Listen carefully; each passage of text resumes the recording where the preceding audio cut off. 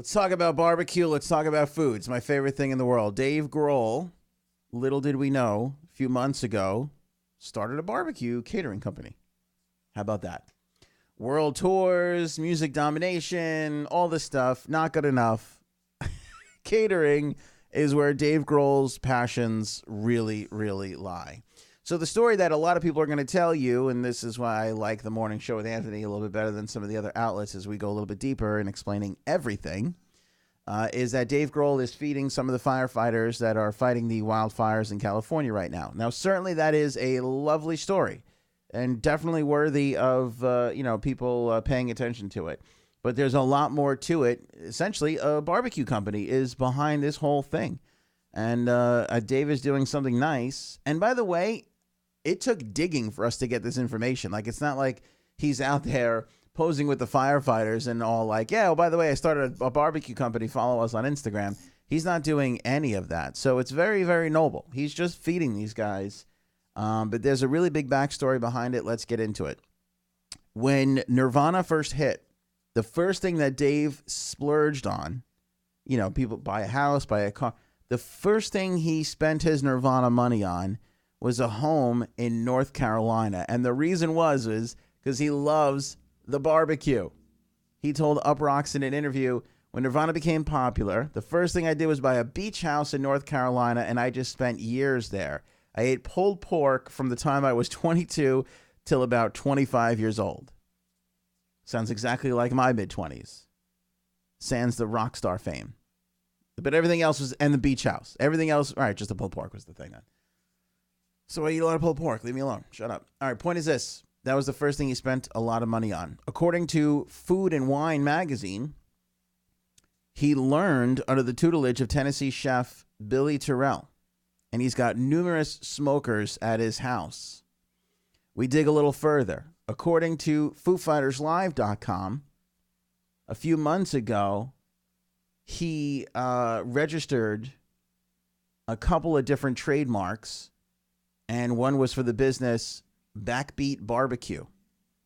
So if you're wondering where the name comes from, Backbeat, obviously, well, drummer, that would be easy. But believe it or not, and a lot of people don't even know this, Grohl was in a film called Backbeat back in 1994.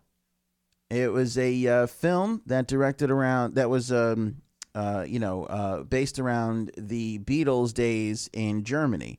It focused on the relationship between Stuart Sutcliffe and John Lennon. It was pre-Beatlemania stuff, so there wasn't a lot of Beatles songs in the film. This was around the time where the Beatles were really just covering a lot of other artists' materials. So the filmmakers decided to get actual musicians to come in and play the band. And the band consisted of Dave from Soul Asylum. He played Paul McCartney.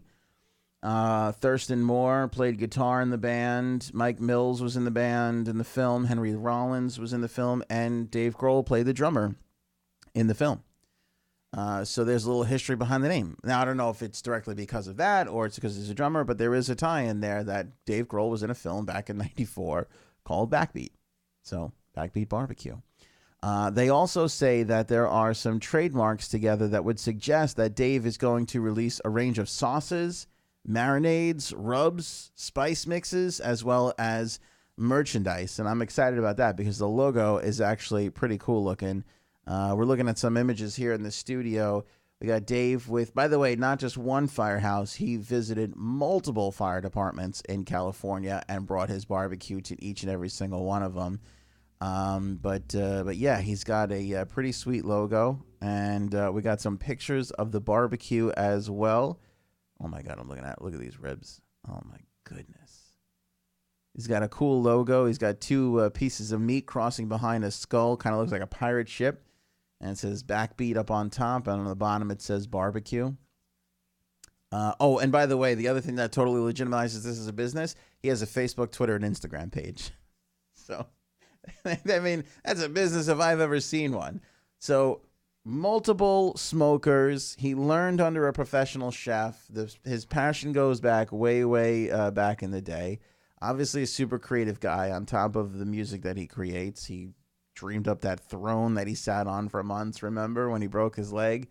That Axl Rose wound up borrowing. This looks like it's going to be a full-fledged business. And it's kind of cool to see, too, because a lot of the musicians these days have a lot of, wines and booze. It seems to be a lot of alcohol. Alcohol's a big business, which I don't mind. And I've said before, whenever a musician goes into a business like this, I always kind of like to check it out because musicians are passionate, creative people. When you get those people, into something, a lot of the times it's a good result. A lot of the times if they're just sticking their name on it, then it stinks. But if they're really into it, it could be something. And it's kind of cool that Grohl is really into barbecuing, and it looks like he's throwing himself into this full force. I'm excited about that. Morning show with Anthony vlog for today. It's going to be some good, if you're listening on the radio right now, there's going to be some good visuals to go along. Oh, my God, look at this. Oh, my God. Was that brisket? Look at this. He's scooping some pulled pork out of the tray right there. Oh, man. This is going to be a good Instagram account to follow.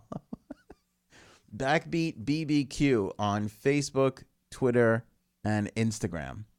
Maybe we'll do a morning show vlog tasting some of the food. Maybe if he releases a national line of sauces and marinades and rubs, maybe we'll order some and we'll do a live tasting here on the show. That would be nice.